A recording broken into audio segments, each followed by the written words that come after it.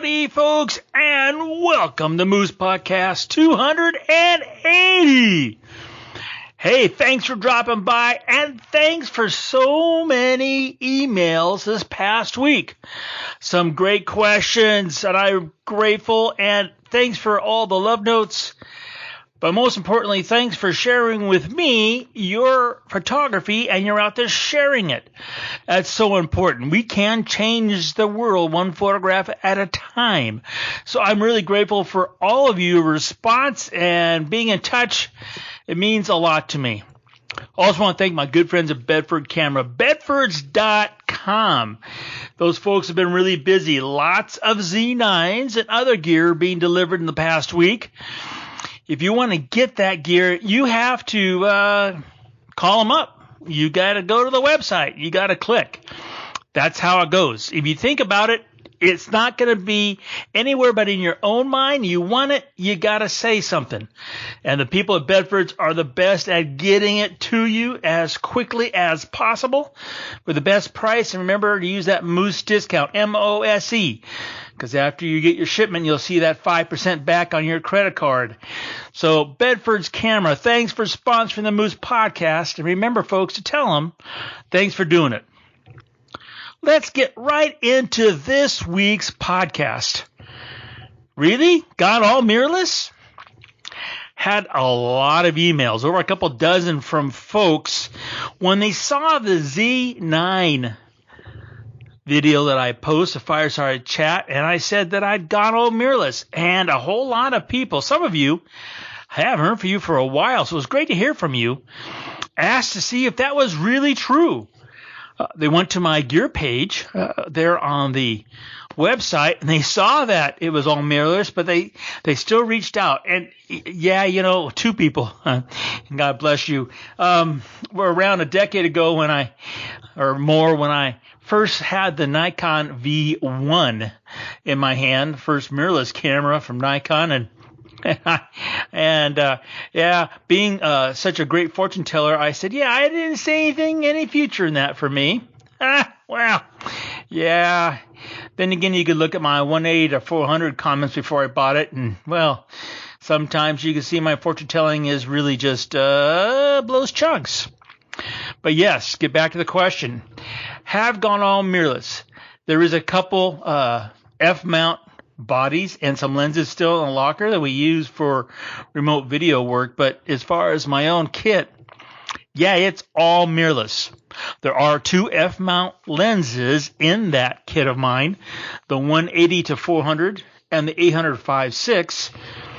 But they work on the mirrorless with the FTZ2 flawlessly. So, you know, I love those lenses. They're not going anywhere at the moment.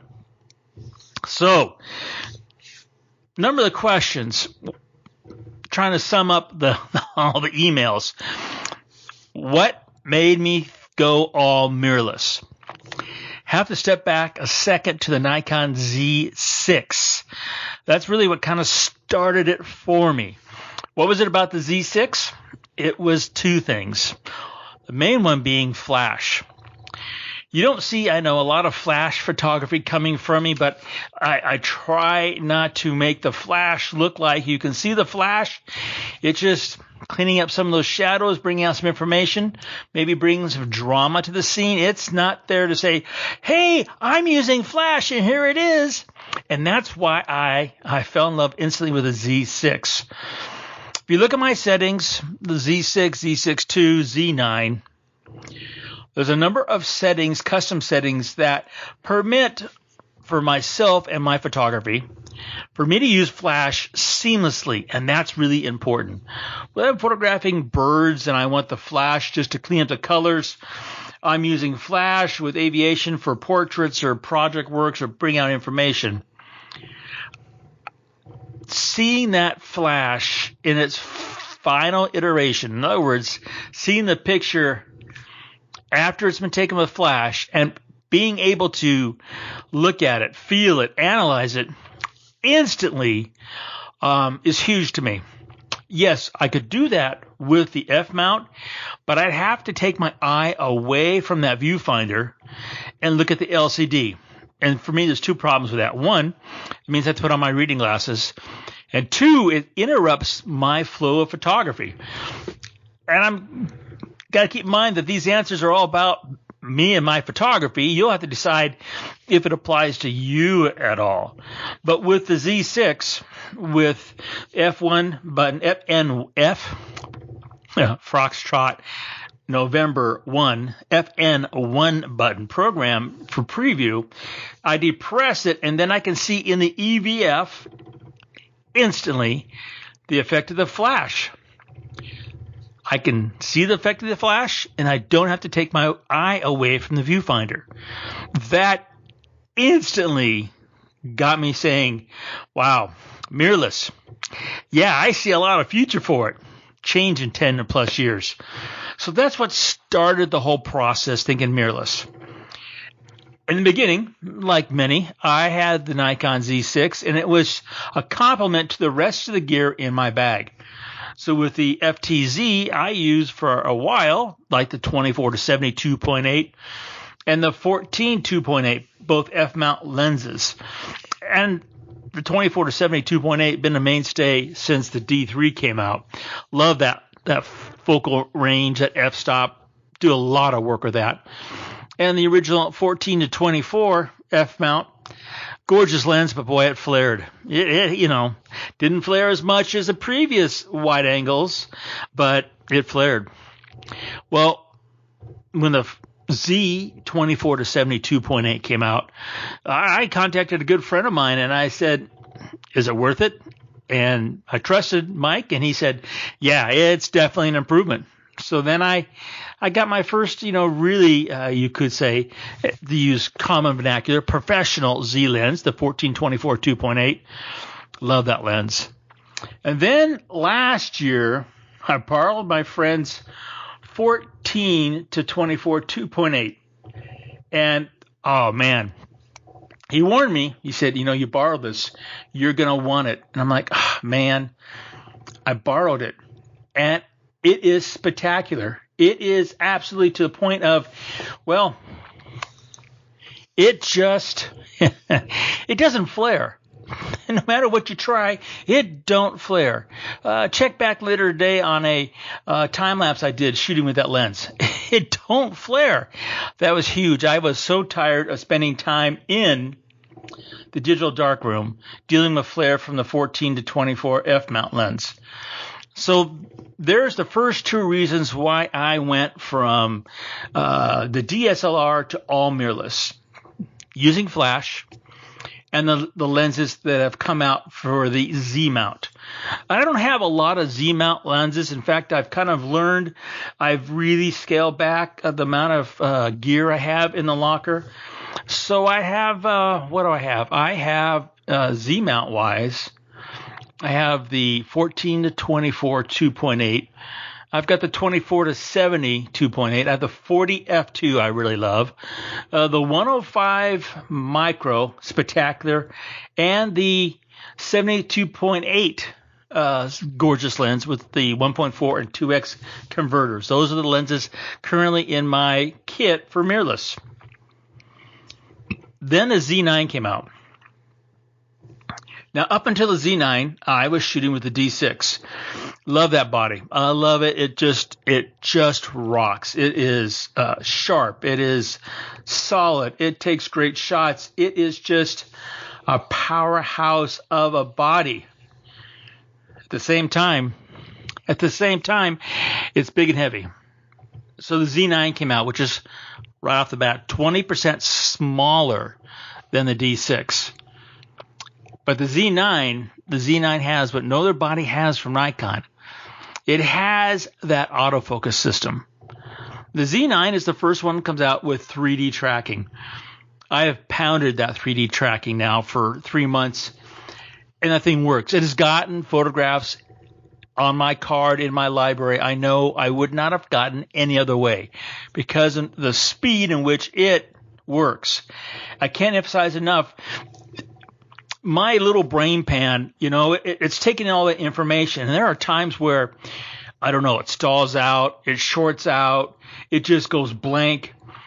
And, God, for the life of me, it's like, what am I supposed to be doing? How do I do it? Well, the Z9, first of all, has filled in that gap when it comes to autofocus. The the Z9 with that 3D, it's either going to be in animal or in mechanized eye detection. And it's not looking for eyeballs and irises and eyelashes. It's looking for those circular patterns. I'm telling you, it works. It works amazing. And because the Z9, you can program every button up and down a million ways to Sunday.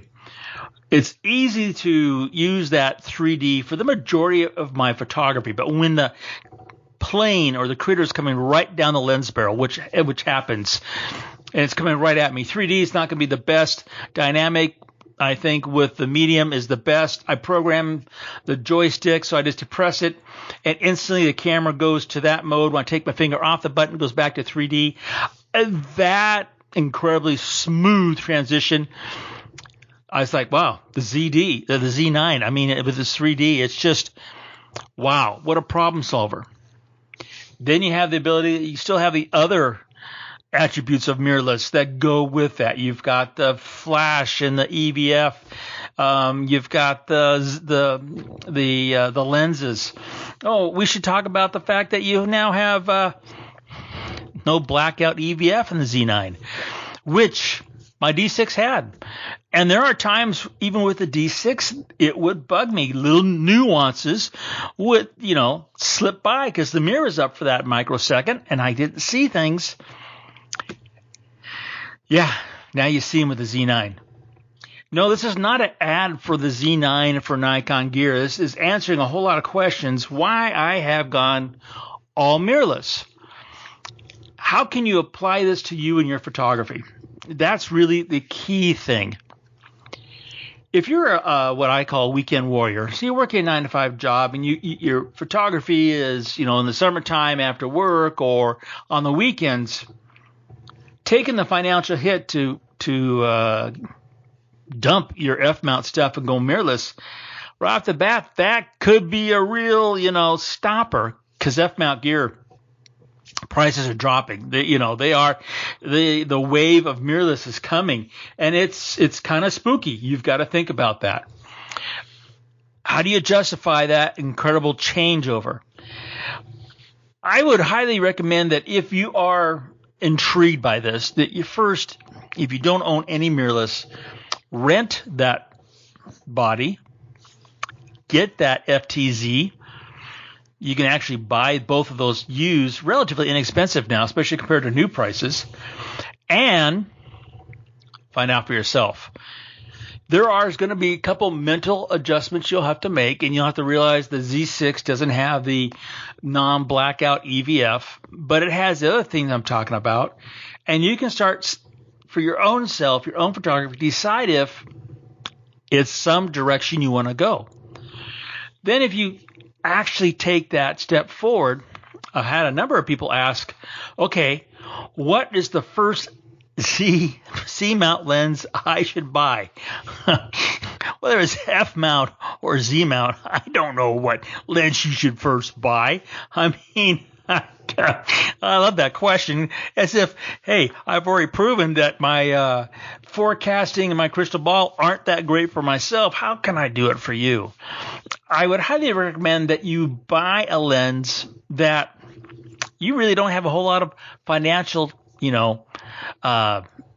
stake in. Just get one that is not going to cost you an arm and a leg. One that's going to let you just get to know the system, like the original 24-70 f4, or maybe the 14-30 f4. You could just get the simple little Z 28-28 if you want. The idea here is to just explore if mirrorless really works for you. And this applies to anything that you're going to add to your kit. Be it a new body, new lens, no matter if it's, it's a DF mount or a Z mount, it makes no difference. The key is that you have to find the tools that work for you. And that's what we're talking about here. We're talking about tools. These are tools.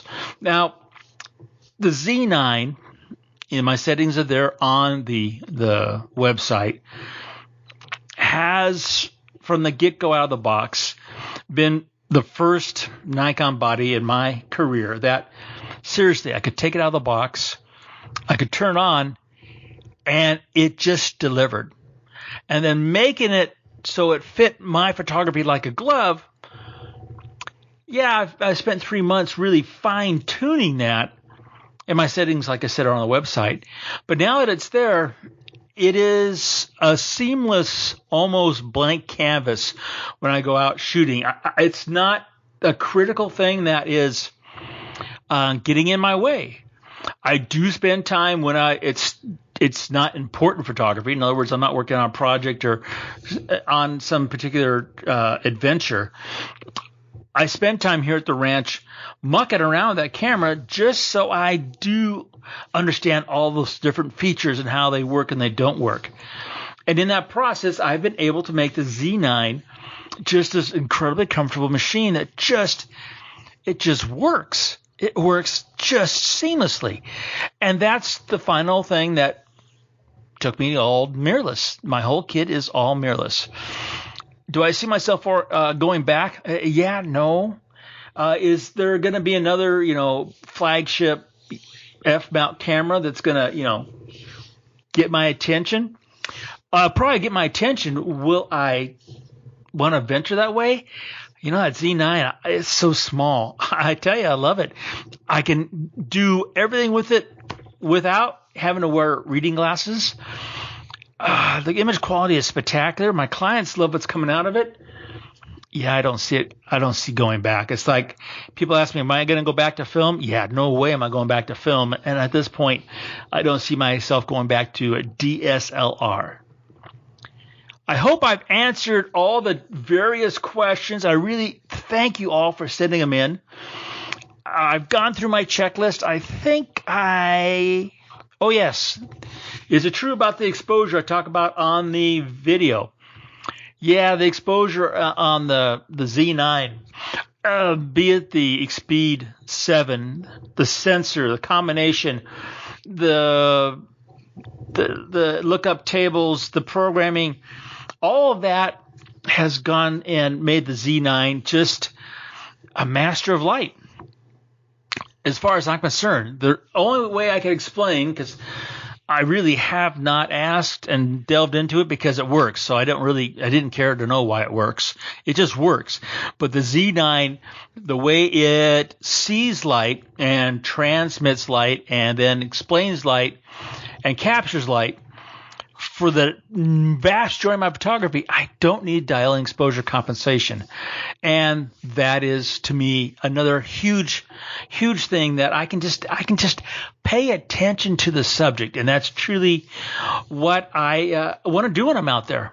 That's what allows me to get the intimate shots that bring back the story. And that, for me, is what visual storytelling is all about. Hope that helps. You guys are great. You're rocking my world. Thank you so much. And remember to make every click your story.